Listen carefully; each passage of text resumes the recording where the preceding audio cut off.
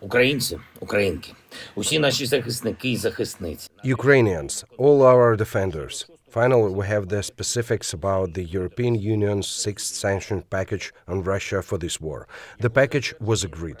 Its approval and entry into force will take some time, but the key elements of the package are already clear and, most importantly, its direction. European countries have agreed to significantly limit oil imports from Russia, and I'm grateful to everyone who worked to reach this agreement. The practical result is minus tens of billions of euros, which Russia will now be unable to use to finance terror. But it is also important to understand that European countries' abandonment of Russian oil and other fossil fuels will accelerate the transition to renewable energy sources. Strategically, this leaves the Russian state on the sidelines of the modern economy.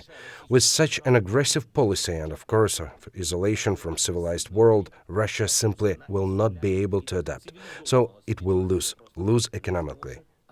We are also looking forward to the disconnection of one of the largest Russian banks, Sberbank, from SWIFT within sixth sanction package.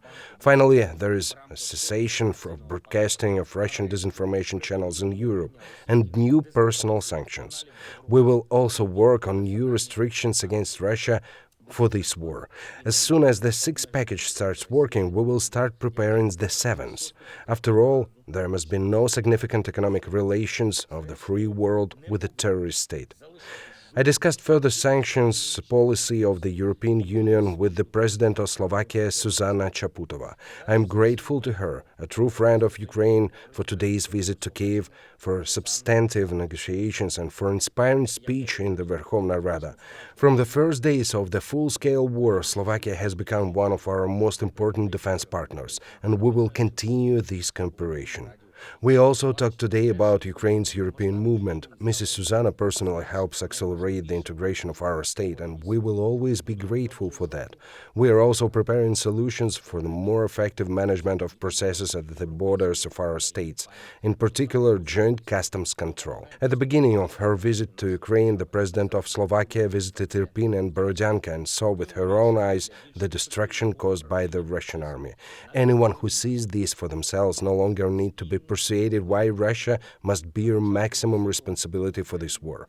I believe that Slovakia will provide all the necessary assistance to bring to justice all Russian war criminals and to rebuild everything they destroyed after war. Today, I would also like to address those in Ukraine who are trying to speak to hurry up the armed forces of our state or to indicate how to attack and where to repel enemies in the first place. Ukraine values every opinion, but Ukraine values every life first and foremost. And this is an axiom. And Ukraine will never do like Russia, which throws people into hell of battles just because Moscow wanted to seize something in a few days or by a certain date. Our military, intelligence, the National Guard, and all those involved in the defense of the state are gradually but inevitably thwarting all the plans of the occupiers. The frontline situation must be assessed comprehensively, not by one area where there is the most tough situation and which attracts the most attention, but by the whole front line. The situation in the Donbas direction is very difficult. Severodonetsk, Lysychansk, Kurakhova are now in the epicenter of the confrontation. Given the presence of the large-scale chemical production in Severodonetsk, the Russian army's strikes there, including blind air bombing, are just madness. But on the 97th day of such a war, it is no longer surprising that for the Russian military, for Russian commanders, for Russian soldiers, any madness is absolutely acceptable. We have certain success in the Kherson direction as well as advancement in the Kharkiv region. The armed forces of Ukraine are rebuffing the pressure of the occupiers in the Zaporizhia region. The key direction is Gulay-Pole and Orikhiv. In this broad picture, it must be seen that our defenders are showing the utmost courage and remain masters of the frontline situation, despite the fact that the Russian army still has significant advantage in equipment and numbers. Of course, everyone in Ukraine wants all our territories, all our people to be liberated today as soon as possible. The full restoration of the territorial integrity of our state is our goal, but we must act carefully, valuing life. Everyone at all levels must now be lobbying for supply of modern heavy weapons and modern artillery to our state, all those systems that can really speed up the victory of Ukraine. Talk about it wherever it is useful and wherever it is heard. Speak to the politicians of the partner countries, to the representatives of foreign media, even to your friends abroad. This narrative of the need to provide Ukraine with enough weapons to win must be maintained constantly.